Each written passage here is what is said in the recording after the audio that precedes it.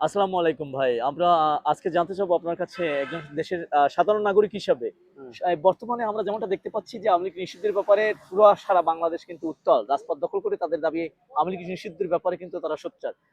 কথা হচ্ছে দেশের একজন সাধারণ নাগরিক হিসেবে আওয়ামী লীগ নিষিদ্ধ হওয়ার ব্যাপারে আপনার প্রতিক্রিয়াটা কি? এবং নিষিদ্ধ যদি আপনি চান সেক্ষেত্রে কোন প্রক্রিয়া হওয়া হওয়া উচিত? আম, আমি একজন বাংলাদেশের নাগরিক হিসেবে আমার আসলে এই বাংলাদেশ প্রেক্ষাপটে যে আওয়ামী লীগ ক্ষমতা থাকা অবস্থায় দেশের যে দুর্নীতি, মানুষের উপরে জুলুম নির্যাতন হয়েছে, এতে আওয়ামী লীগ নিষিদ্ধ হওয়া উচিত। তবে বাংলাদেশের 90% মুসলমানের মধ্যে 70% মানুষই এখন আওয়ামী লীগকে চাচ্ছে না, কারণ তাদের কৃতকর্মের কারণে আওয়ামী লীগ চাচ্ছে না। কারণ তারা দেশের 12টা বাজে এখন চলে গেছে দেশকে। দেশের একটা এই ক্রান্তি লগ্নে দেশের যে একটা পরিস্থিতি সামনে আরো খারাপ দিকে যাচ্ছে। এখন বাংলাদেশের মানুষ সবাই আওয়ামী লীগকে নিষিদ্ধ করতে চায়। তা আমার দৃষ্টিকোণ থেকে আমি এটাই বলবো, আওয়ামী লীগ যদি নিষিদ্ধ করতে হয় তাহলে আমার মতে যে বাংলাদেশের যারা সংখ্যাগরিষ্ঠ লোক তারা একটা লিখিতর মাধ্যমে, গণস্বাক্ষরের মাধ্যমে আওয়ামী লীগকে নিষিদ্ধ করা হোক, এটাই আমার দাবি। কত শতাংশ লোক আওয়ামী লীগ নিষিদ্ধ চাচ্ছে বলে মনে করেন? আগে তো আগে তো দেখছি 5 জুলাই পরে 5 জুলাই পরে তো দেখছি যে আপনার 80%ই দেখছি। তো এখন হয়তো বা রাজনীতিক প্রেক্ষাপটে বিএনপির মধ্যে হয়তো বা ত্রুটি আছে কিছু, তার কারণে একটু কমে গেছে, কিন্তু তারপরেও বাংলাদেশ 70% মানুষ আওয়ামী লীগকে নিষিদ্ধ চায়। এর একমাত্র কারণ হলো তারা ইসলাম বিদ্বেষী।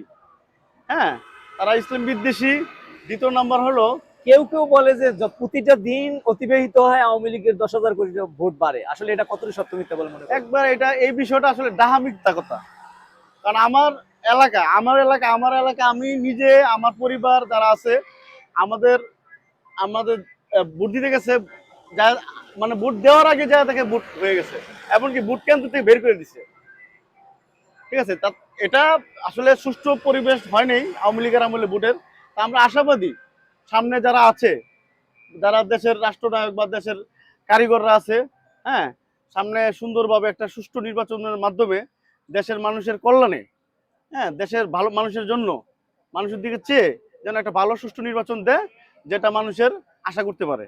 এই নিষিদ্ধটা কি নির্বাহী আদেশে হোক এমনটা চাচ্ছেন, নাকি গণ গণভোট কিংবা গণস্বাক্ষর কার্যক্রমের মাধ্যমে, যেখানে সংখ্যাগরিষ্ঠ মানুষ যদি আওয়ামী লীগ নিষিদ্ধের পক্ষে ভোট দেয় সেখানে আওয়ামী লীগ নিষিদ্ধ হোক এমনটা চাচ্ছেন, নাকি নির্বাহী আদেশে চাচ্ছেন? আসলে আমার দৃষ্টিকোণ থেকে আমি যতটুকু বুঝি, আমার মনে হয় গণস্বাক্ষরের মাধ্যমে, মানে এটা আসলে চ্যালেঞ্জ চ্যালেঞ্জ হওয়ার ব্যাপার যে গণস্বাক্ষরের মাধ্যমে এটা নিষিদ্ধ করা হোক। কারণ বাংলাদেশের মানুষ আওয়ামী লীগকে কতটুকু ভালোবাসে। এখন আওয়ামী লীগ বলে, আওয়ামী লীগ যারা প্রেমী বা আওয়ামী লীগ চেতনার মানুষ তারা তো বলবে যে আওয়ামী লীগ এখনো 50% লোক মানুষ আওয়ামী লীগ চায়। আবার যারা যারা আওয়ামী লীগ বিদ্বেষী বা আওয়ামী লীগ যারা পছন্দ করে না তারা বলবে যে না, 80% লোক আওয়ামী লীগের নিষিদ্ধের দাবির পক্ষে। সেক্ষেত্রে যদি বাংলাদেশে টোটাল 18 কোটি লোক থাকে, 11 কোটি যদি ভোট থাকে, তাহলে 11 কোটি ভোটারদের ভিতরে একটা যদি গণস্বাক্ষর কার্যক্রম তৈরি করা হয়, সেক্ষেত্রে যদি 60%, মোর দ্যান 50%, হুম, অর্থাৎ মোর দ্যান 50% যদি আওয়ামী লীগের নিষিদ্ধের পক্ষে গণস্বাক্ষরে করে, তাহলে আওয়ামী লীগ নিষিদ্ধ হয়ে যাবে।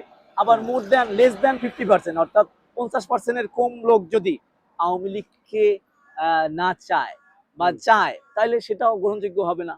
হুম। তাহলে আপনি, তাহলে কি গণস্বাক্ষরের পক্ষেই আপনি থাকছেন, নাকি নির্বাহী আদর্শের পক্ষে থাকছেন?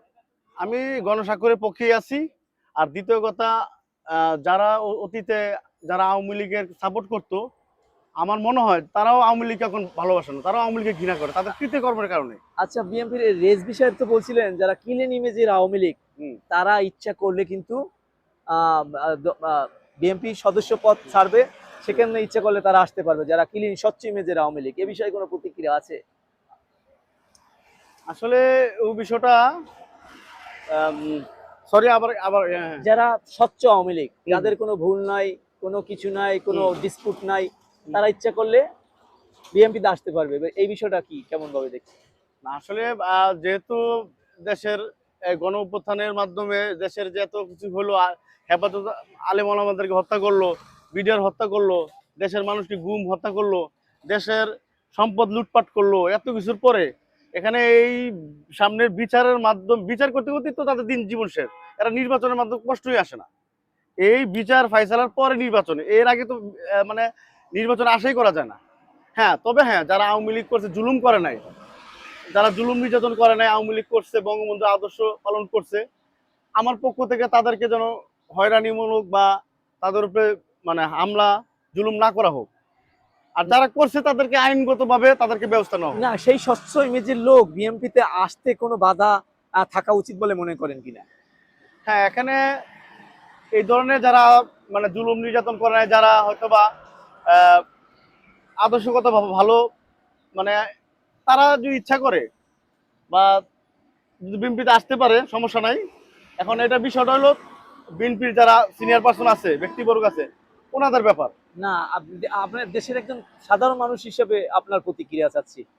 মানে তাদের তো একান্ত ব্যাপার সেটাই, কিন্তু হ্যাঁ, এটা আপনি সমীচীন নাকি অসমীচীন, মানে কোনটা আপনার মানে বিষয়টা যেটা ভালো, মানে এই এই সিদ্ধান্তটা ভালো নাকি এই সিদ্ধান্তটা দ্বিমত আছে, না কোনো মতামত নাই আপনার?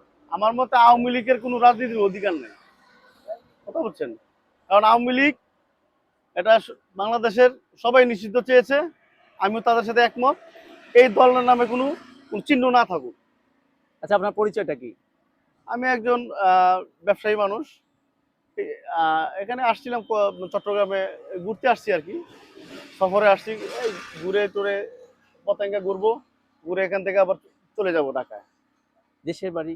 দেশের বাড়ি কিশোরগঞ্জ। ওকে, থ্যাংক ইউ।